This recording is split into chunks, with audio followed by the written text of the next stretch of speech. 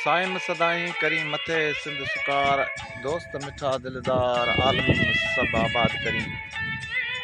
अस्सलाम वालेकुम दोस्तों, कहिड़ा हाल आहिनि? आऊं तव्हांजो पंहिंजो आरजे मोहम्मद खान मेहरी तव्हां सां मुखातिब आहियां।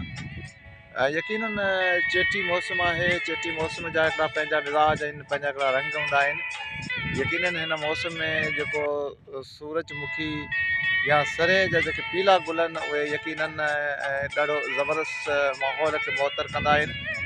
सो हिन वक़्तु बि असांजी लाड़ में जेको आहिनि सरे जेको आहिनि सो पीला गुल झले चुकी आहे।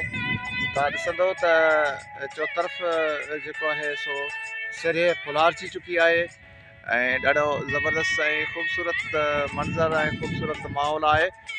अॼु दिलि चयो त तव्हां सां कुझु घड़ियूं जेके आहिनि उहे शेयर कजनि ऐं तव्हां महिरबानी सां मुखातिब थीजे। सो उमेद था कयूं तव्हां ठीकु ठाक हूंदा, पंहिंजनि प्यारनि सां ख़ुशि हूंदा, आबाद हूंदा ऐं हमेशह गुलाब जे गुलनि जीअं टिड़ंदा, महकंदा ऐं महकंदा रहंदा। सो दिलि चयो त अॼु कुझु ख़ूबसूरत लम्हा ऐं ख़ूबसूरत जेके पल आहिनि, शाम जा पल आहिनि, यकीन शाम वारा लम्हा जेके आहिनि उहे तव्हांजे समातुनि जे नाव कजनि ऐं तव्हां सां कुझु घड़ियूं जेके आहिनि उहो मुखातिब थीजे।